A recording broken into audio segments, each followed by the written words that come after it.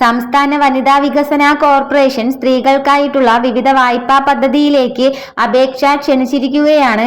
നിലവിൽ വിദ്യാഭ്യാസ വായ്പ ഉൾപ്പെടെയുള്ള ആനുകൂല്യങ്ങൾ ആവശ്യമുള്ളവർക്ക് ഇപ്പോൾ അപേക്ഷകൾ സമർപ്പിക്കാവുന്നതാണ്. 16 മുതൽ 32 വയസ്സ് വരെ പ്രായമുള്ളവർക്കാണ് വിദ്യാഭ്യാസ വായ്പകൾക്ക് അർഹതയുള്ളത്. കൂടാതെ സ്വയം തൊഴിൽ വായ്പകളും പുതിയ ബിസിനസ് സംരംഭങ്ങളൊക്കെ തന്നെ ആരംഭിക്കുന്നതിനുമുള്ള സാമ്പത്തിക ധനസഹായവും ഇതിലൂടെ ലഭ്യമാണ്. വിവിധ ആവശ്യങ്ങൾക്കായിട്ട് വിതരണം ചെയ്യുന്ന ഈ വായ്പകളുടെ പലിശ നിരക്ക് 3% മുതൽ 6% വരെ മാത്രമാണ്.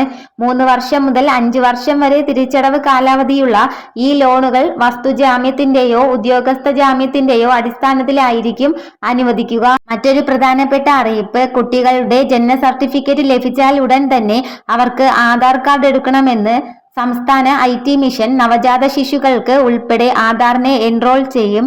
5 വയസ്സ് വരെയുള്ള കുട്ടികളുടെ ആധാർ എൻറോൾമെന്റ് വേളയിൽ ബയോമെട്രിക് സംവിധാനം വഴി മാതാപിതാക്കളുടെ ആധാറുമായിട്ട് ബന്ധിപ്പിച്ചാണ് കുട്ടികൾക്ക് ആധാർ നൽകുന്നത്.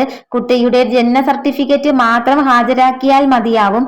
ആധാർ എടുക്കുന്നത് കുട്ടിക്ക് ഭാവിയിൽ വിവിധ സർക്കാർ ആനുകൂല്യങ്ങൾ തടസ്സമില്ലാതെ ലഭിക്കാനായിട്ട് സഹായകമാകും. 5 വയസ്സ് മുതൽ 17 വയസ്സ് വരെയുള്ള കുട്ടികളുടെ ഈ സമയബന്ധിത പുതുക്കൽ സെപ്റ്റംബർ വരെ എല്ലാ ആധാർ കേന്ദ്രങ്ങളിലും സൗജന്യമായിട്ട് ചെയ്യാവുന്നതാണ്.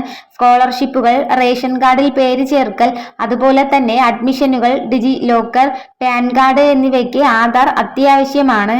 മറ്റൊരു പ്രധാനപ്പെട്ട അറിയിപ്പ്, ജൂൺ മാസത്തിലെ സാമൂഹിക സുരക്ഷാ ക്ഷേമ പെൻഷൻ വിതരണം ജൂൺ 24-ാം തീയതിയോടെ ഗുണഭോക്താക്കളുടെ ബാങ്ക് അക്കൗണ്ടുകളിലേക്ക് തുക എത്തുന്നതായിരിക്കും. പെൻഷൻ തുക പടിപടിയായി ഉയർത്തുന്നതിനു പകരമായിട്ട് ഒറ്റയടിക്ക് 3000 രൂപയാക്കി മാറ്റാനാണ് സർക്കാർ ലക്ഷ്യമിടുന്നത്. ഇതുപോലുള്ള ഇൻഫർമേഷന് വേണ്ടിയിട്ട് ഈ ചാനൽ ഒന്ന് സബ്സ്ക്രൈബ് ചെയ്യണേ.